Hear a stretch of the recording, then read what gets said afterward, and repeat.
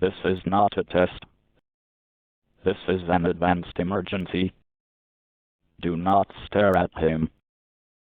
I repeat, do not stare at him. He will hypnotize you to death and kill you instantly. Don't walk into back alleys or streets. Do not reveal your personal information and location. If you do, then I would highly recommend to kill yourself. Please don't go outside.